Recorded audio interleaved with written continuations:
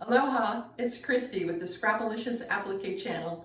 Today, I want to show you a cute little Wonder Clip storage bag that I designed that you can take with you when you're traveling or at retreat or just keeping it on your sewing table.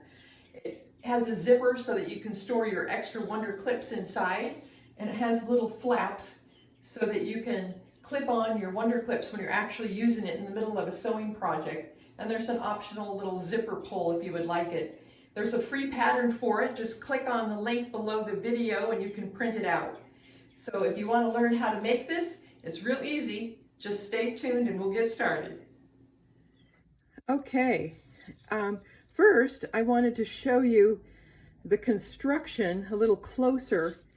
You just have strips of fabric, and then I inserted these little flaps that I sewed together.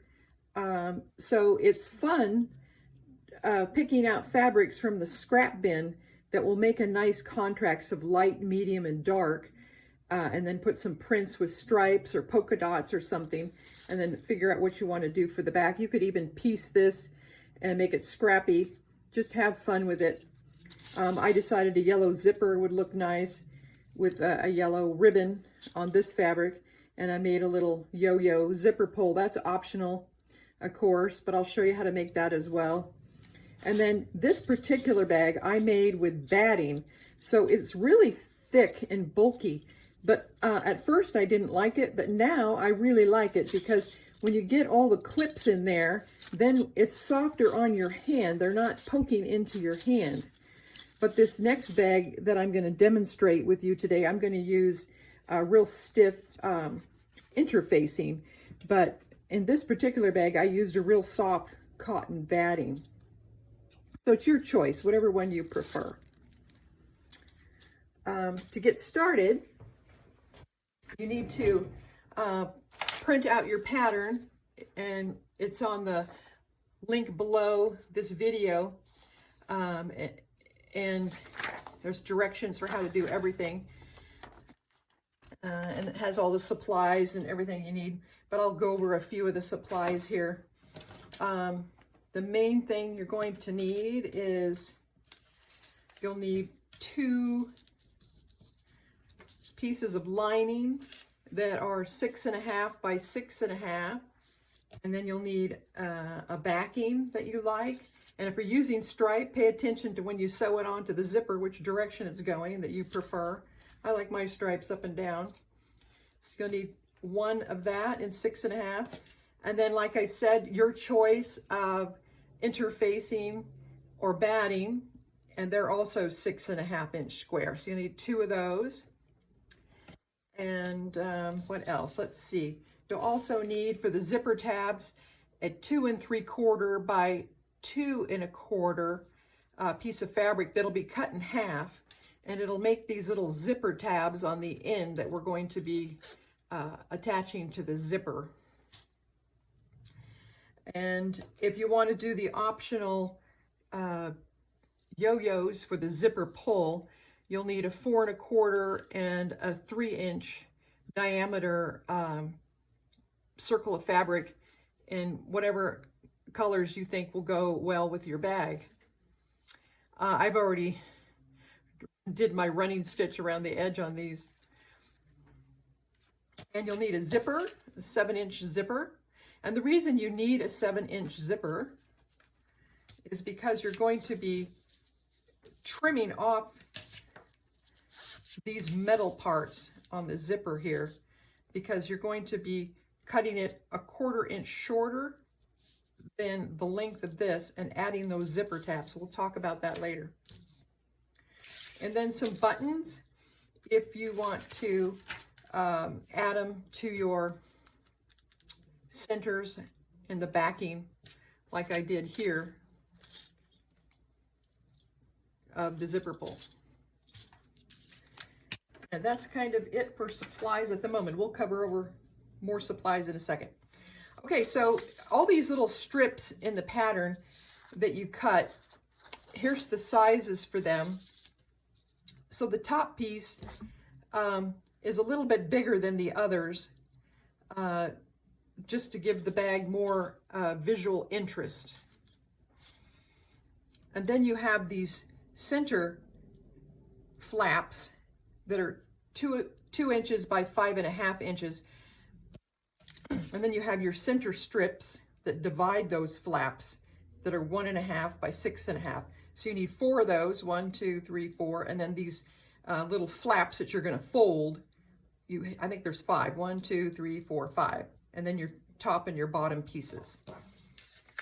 So you end up with a layout like this. This is the order in which they're going to be sewn. I'm not sure if the camera shows all the pieces. Yeah, it shows all the pieces. So these ones have already been folded, but you take and you just fold it in half, beating the long side to long side like that, and you can finger press it.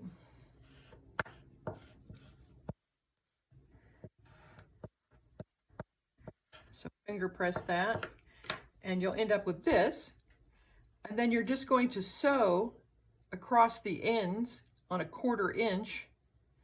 And I chain piece them. So I line them up and I put one in the machine. I start with a piece of leader fabric so it doesn't get sucked down into the feed dog.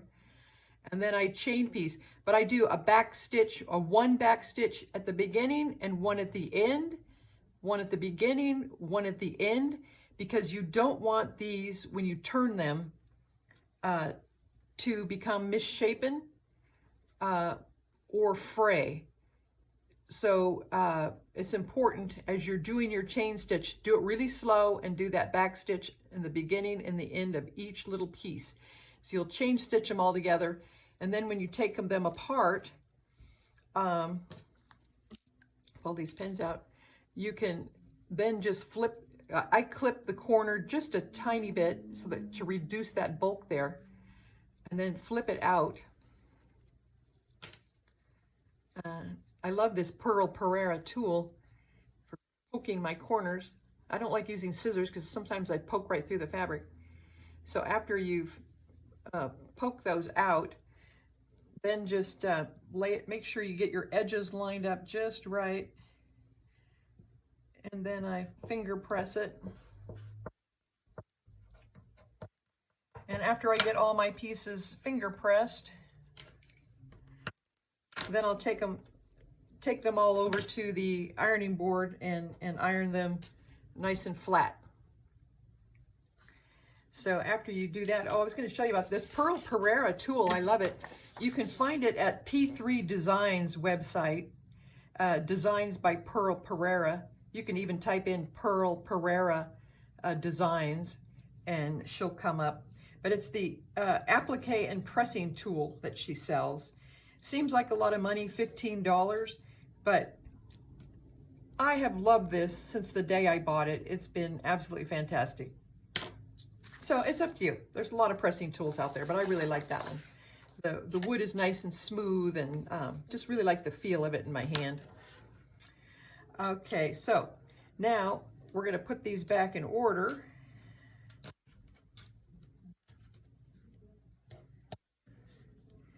And now that we've got them in order, we're just going to sew. When you pretend this one is the right way it should be, you want to center it on your piece, these dividing pieces here. So make sure you have those centered. I'll cut that off. So then you're going to sew all these together in their proper order. And make sure you have that raw edge facing down. And when I press them so that the flaps are facing down when I press them. I do it on all of them that way. And that way they'll lay nicely when you put the bag together. So we're going to take a break, and I'm going to sew all these together, and I'll be right back. Okay, I'm back. I have it all sewn together, And after you get it sewn together and you have all your seams pressed up so that the pleats go down, you'll want to trim this block up to 6.5 inches square. You'll probably cut a little, probably 1/4 inch or more off at each end here, and then barely have to trim your edges, but you end up with a nice square piece. The next thing you'll need to do is prep your zipper. So the zipper, I cut off the metal ends that were on there. This is 6.5 inches long, so I cut the zipper 6 inches long, and then I took that yellow piece of fabric that I had you do and folded it in half. Use your trusty little finger press, and then fold these into the middle, and fold that into the middle, and then fold it in half again. Give it a good press. I even get out my hot iron and give it a nice good press. Then you're going to want to make 2 pieces with this. So I just cut this in half, and I end up with 2 little zipper tabs that open up that can go on the ends. So place those on the ends. You can see my little indent there. So I have a 1/4 inch seam, the zipper, 1/4 inch seam, and the zipper, and that really helps reduce your bulk on these ends. So that's ready. We're ready to put the bag together, and I'll show you how that magic happens. So lay your piece of interfacing down, lay a piece of lining on top, then take your zipper and lay it face up on top, and then you'll take your top, make sure the flaps are going down. So flaps are going down, and then the top goes along this zipper. So you're going to put that there. You're going to line all these edges up. I'm just going to pin this rather than run to my sewing machine to show you how this goes together. So put on a zipper foot, and you'll just sew close to that zipper. I can feel it with my fingernail there. When you get about 1 inch away from your zipper head, put your needle down and bring your presser foot up. And then just move your zipper out of the way, and then continue to sew the rest of the way along that zipper. Once you've got that done, then open this up and pick up this side of the zipper that doesn't have anything on it. And since I don't have this sewn, it's kind of hard to line things up. But then just kind of press that. And that's all pressed and ready for the next step. Oh, I forgot to tell you, I trimmed my zipper like I did on this end, so you don't have all these flaps in your way. You don't need that extra bulk. So the next step is to take another piece of lining and batting and layer it on top like that. Then you're going to take this zipper. So you got lining to lining, and you're going to lay that right on the top edge of that piece, right along the edge. I should have trimmed that. Now, if you have stripes going on, you don't want to accidentally lay it this way, unless you want your stripes going that way. I want my stripes to match that way, so I'm going to lay it this way. So that will go along the edge. So match up all your edges. I'm not going to be real careful here because I'm just going to demonstrate. So match up all your edges nice. And then take your zipper foot and do the same trick again with moving the zipper around, and sew right along the edge of that zipper. And when you open it up, you'll have a nice zipper installed. Now, if your zipper is in this position when you finish, open it up. Make sure that's at least about that open. Because now we're going to take everything we've sewn, we're going to press this, pretend this is all sewn. We're going to press that all nice. And for the next step, we need this zipper to be open. Very critical. Because what you're going to do, so that you have a nice finished lining inside of the bag, is you're going to pick up these ends, and we're going to match all of our edges. So match all of your edges. It's hard to do here because I just have things pinned, but you'll get things all matched up really nicely, and you'll pin along the edges. But on the lining end, you want to leave an opening for turning. So probably about 4 fingers width is what I do. So I can get my hand in there.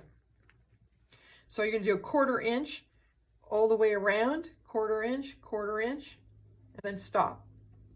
And I do a back stitch here and a back stitch here. So when I put my hand in there and I'm wrestling things around, it doesn't rip open. When you're sewing this edge, sew the, you got to turn the zipper so that it's down towards the lining like this. So it's going to make a bulky bump there. But it's all right. You can use one of your little leveler plastic tools. I should have brought that with me. It's just a little piece of plastic that comes with your sewing machine. There's 3 pieces on a little loop, and they go underneath your presser foot to level it out when you're going over that bump. Anyway, so after you get that all done and sewn together, you're going to reach in there, and because that zipper's open, you can reach in there and grab this and pull it through. So I am going to take a break, and I'm going to sew this together the proper and show you how to turn it and what comes next. Okay, I'm back. Let's finish up this part. I put the pins back in just so I could show you how I have this all pinned together, and where those bulky points were, where I folded the lining and the zipper towards the lining, it made this large bump. So I used a Wonder Clip to pin that together and hold it firm. When I was on the sewing machine, and you have your sewing foot, pretend this is a sewing foot, when you get to that bump, it gets very uneven. So you pick your presser foot up, and your machine, if you had a Bernina or a Viking or something, they have these little leveler foots of different widths, and you can put that underneath your presser foot so that it levels this. You have to leave your needle in front of this leveler, and that helps it go over this bump easier. So those are real handy gadgets. For years, I didn't know what this was in my sewing supply box, but I finally figured it out, and it's been very handy on bulky items. The other thing I forgot to mention was the zipper pulls that you made for your zippers. After you get them pinned onto your zipper, you need to top stitch it down onto the zipper and take your pins out. I forgot to mention that. Anyway, after you get all these sewn, I start sewing here. I do a back stitch so it won't pull out. And then when you get to the corners, stop a 1/4 inch from the end, and these little purple things, T-H-A-N-G, that's what they're called. It's called the purple thing. Oh, it's called that purple thing. They're on Amazon. They measure a 1/4 inch from your corners. So that's always handy when you're sewing, just to kind of gauge it. Another gadget. Who loves gadgets? We all love gadgets. And go to 1/4 inch all the way around. You can't see it here, but I did the same thing. Pivot there, came around and pivoted there, and came all the way around. So when you get done, just pull your pins out, and then we're just going to clip the corners and turn it, and you'll see the magic. I love this method of doing a lined bag because it makes everything all finished and really nice. It's just really a super method. So I'll do this first. You can see when you clip your corners, you just want to clip it. You don't want to cut your thread, but you just want to get rid of some of that bulk right there. This one you won't be able to see very good because of the color of the fabric. We'll clip that. Now, when I had the batting bag, I had to trim this so that I didn't have so much bulk in the batting. Sometimes when you have your bag, you will notice, see, where is the zipper at? If if your lining is longer than this, you can always shorten up your lining, you know, 1/8 of an inch or so that it tucks into this part easier. Don't be afraid to do that if you need to. But let's turn this and see how it looks. So that's why you have this zipper open before you sew it together, because then you can pull it all the way through. Makes it really nice. So you have to get out your trusty little turning tool to poke out your corners really nice.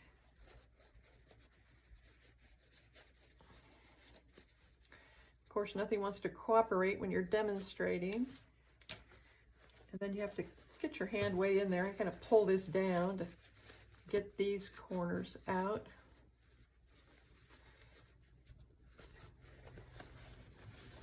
Then I run that along the, what's out a little more. It'll help if I open the zipper up just a little tad more. Then you can get those. But anyway, wrestle with it and get it all pressed really nice. And before you flip this to the inside, take your iron and turn that under about 1/4 inch, turn the top under like that, and just run it through the sewing machine. Just do a little top stitch right there to close that. No one's going to see this because of the lining, so don't bother hand stitching unless you want to. Go for it. But I just run it on the machine now. I'm getting lazy in my old age. And then you'll flip that to the inside. This won't fit quite right because I don't have that sewn shut. But you'll take your turning tool and get your little zippers ends here to look nice. If you want to, you can top stitch a little bit here. I haven't bothered because it's too awkward. It seems to hold fine. So it's feeling like maybe my lining, I don't know, see, it might fit right. But that's what you end up with, is this nifty little bag. You fill it full of your pins. I just love it. And then on the zipper pull, when you're doing your circles, you can use your good old-fashioned protractor that you used in grade school to draw your circles. Or you can get these Karen K. Buckley Perfect Circles. So I had a 3-inch and a 4 1/4 inch size that I traced with. And those sizes are cool because they fit the Clover Large and the Clover Small yo-yo makers. And when you do the yo-yo makers, these edges will be turned under. But it's not absolutely necessary. It just makes it a lot tidier. I use these a lot. I really love them. And these Perfect Circles by Karen K. Buckley, I use them for all kinds of things. I have another quilt I'm working on that has a lot of circles on it. And then she also has another set that's Perfect Circles, that's the tinier ones that's on a little ring. And I use those for berries and pressing. They're heat resistant, so you can use them for pressing. Or maybe these aren't. Now I don't remember. Maybe they aren't. Anyway, so there's those gadgets. So after you get your circles cut out, you're just going to, let me pull this one apart. I already sewed it together, I guess. So you're just going to pull that gathering thread that you ran along the edge, and then just play with it and squish it out into the shape that you want. And so this is the one without the turned edges in the middle. This one had the turned edges in the middle, so it makes it a little tidier. But your button is going to cover that up anyway. And you can always put a little bit of Dritz fray check on there if you're afraid it might fray if you do it this way. So make your 2 yo-yos, and you'll just take your ribbon. loop it through your zipper, but the zipper holes were too small to loop it through. So I just grabbed a little keychain loop out of I have a junk drawer with keys and key tags, so I borrowed one of the key tags and put it on the zipper. So you'll loop it through there and take your, where'd it go? There it is. I stacked these two and sewed them together, and you'll put it on here. And then when you sew it together, just put a button on the top and a button on the back, like I did here. There's a button on top and back. And then you can hide your ending knot thread inside there. And that just finishes it off, gives it a little bit more whimsy and fun. So that's how you finish your bag. I hope I covered everything. So I hope you have a lot of fun trying this out, and we'll see you next video.